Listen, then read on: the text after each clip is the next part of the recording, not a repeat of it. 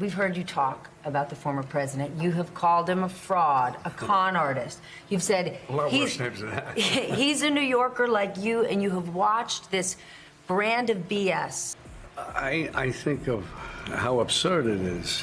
And this might be the one case where that could be it for him. It's a state case. He's sick. He is really, genuinely a sick person that somehow has been allowed into our system. Coming up, we're diving deep into the De Niro versus Trump showdown. We'll break down the nastiest insults, the weakest comebacks, and why this matters more than you might think. Stick around to find out why De Niro's calling Trump everything from a dog to a sociopathic, psychopathic, malignant narcissist. Plus, we'll reveal the real reason why this Hollywood heavyweight is taking on the former president. Trust me, you won't want to miss this. Before we move on, I'd like to ask you a small favor. If you appreciate this content, please take a second to like this video and subscribe to the channel. Over 98% of you watch the videos without subscribing. It costs you nothing, but it makes a huge difference to us. So did you click the subscribe button? Great, thank you so much. Now, back to the video. Have you ever given any thought to the consequences that would result from a tough guy from Hollywood deciding to challenge a real politician?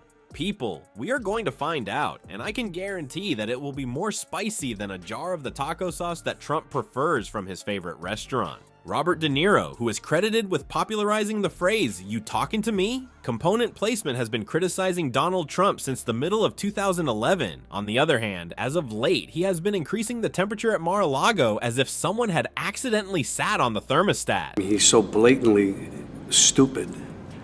He's a punk. He's a dog, he's a pig, he's a con, a bullshit artist, a mutt who doesn't know what he's talking about, doesn't do his homework. It makes me so angry that this country has gotten to this point, that this fool, this bozo, has wound up where he has. He talks how he wants to punch people in the face. Well, I'd like to punch him in the face. Thinks he's gaming society, doesn't pay his taxes. He's an idiot. Colin Powell said it best. He's a national disaster. He's an embarrassment to this country.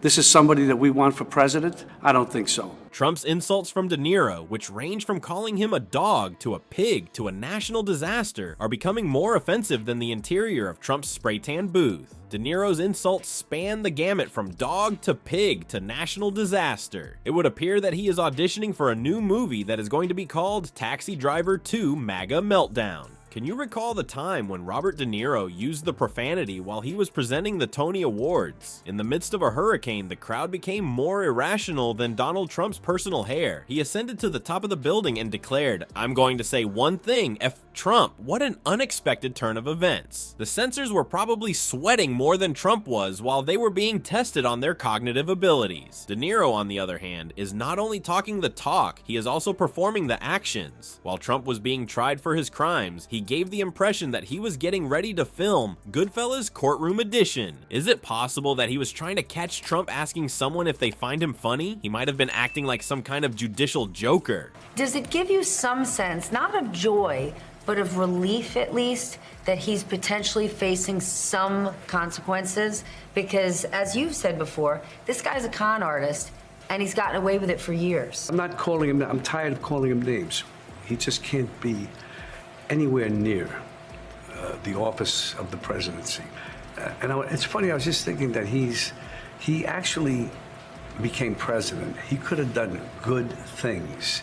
Instead, he had to do it all wrong. However, the most upsetting aspect is that De Niro referred to Trump as a deep fake president. There is a clear indication that someone has been watching Black Mirror in its entirety in between takes. It would appear that his sci-fi smack talk is an attempt to outsmart the cuff-F moment that Trump is having. There is, however, more to come. There is no hedging of De Niro's words. He is destroying the Trump Tower of ego like a lone man. He is doing it all by himself. He called Trump a total loser Twitter and asserted that he doesn't care about the American people. Donald Trump was referred to as a total loser. How awful. One can only imagine how much more excruciating it must be to try to drink water with one hand. And to add insult to injury, De Niro even compared Trump to historical villains. He made the statement that Trump is worse than any of the worst dictators and leaders we've had. Oh my goodness, Bobby, that would be the same as asserting that Donald Trump's comb-over is one of the worst haircuts that has ever been created in the history of the profession.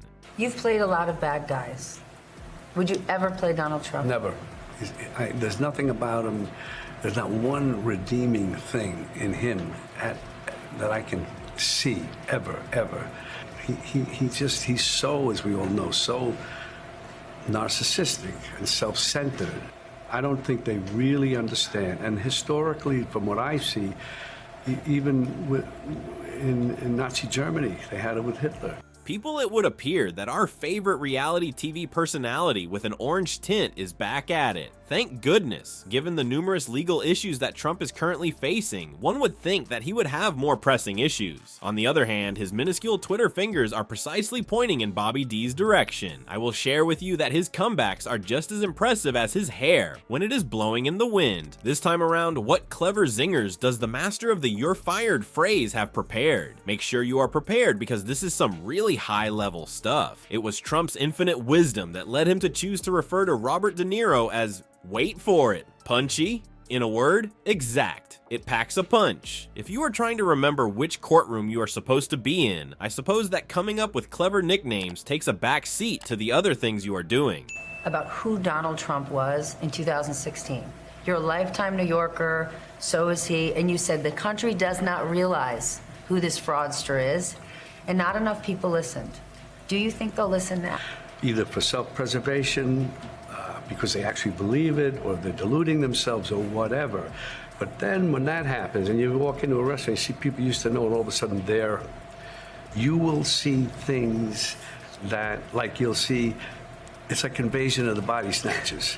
You'll see people you knew or you thought you knew all of a sudden changing, all of a sudden going with that side. There is, however, more to come. In an outburst on Twitter that occurred late at night, Trump made the decision to criticize Robert De Niro's films, which most likely caused his legal team to reach for the Advil. The person in charge of tweeting asserts that they aren't worth pretty much anymore. To be honest, Donald, in a similar vein, a squirrel that is critical of Einstein's theory of relativity is comparable to that. Do you know if he has seen Goodfellas? The phrase taxi driver. To be more specific, any film that Robert De Niro has appeared in over the course of the past half century. It has been stated by Trump that Robert De Niro was confronted by a force greater than the radical left MAGA. Oh my goodness, that is terrible. Could you please explain what the meaning of that is? A collection of angry tweets sent out by warriors who are typing on their keyboards in the basements of their mothers. It is likely that De Niro is trembling in his boots. That's the real deal, folks. Here it is. Trump is not responding to any of the genuine criticisms that De Niro has made. Rather, he is simply hurling personal attacks like confetti at a depressing clown parade. Observing a toddler who is trying to win an argument by saying "nuh-uh" and sticking out his tongue is equivalent to watching a toddler. The old saying goes, never wrestle with a pig. This is in reference to a proverb. It is a pleasure for the pig to get dirty with both of you. It would appear that De Niro is engaged in a battle against a pig that is very orange and very enthusiastic about Twitter. And believe me when I say that the pig is having a wonderful time rolling around in the mud that he has created for himself. Over the course of this matchup between a Hollywood heavyweight and a Twitter troll, we have been laughing at something that has been going on behind the scene. A wallet at a pickpocket convention is a good example of how the real issues are getting lost in the shuffle these days. It turns out that when politicians and celebrities begin spreading lies, not only do their reputations become tainted, but also our news feeds become tainted as well.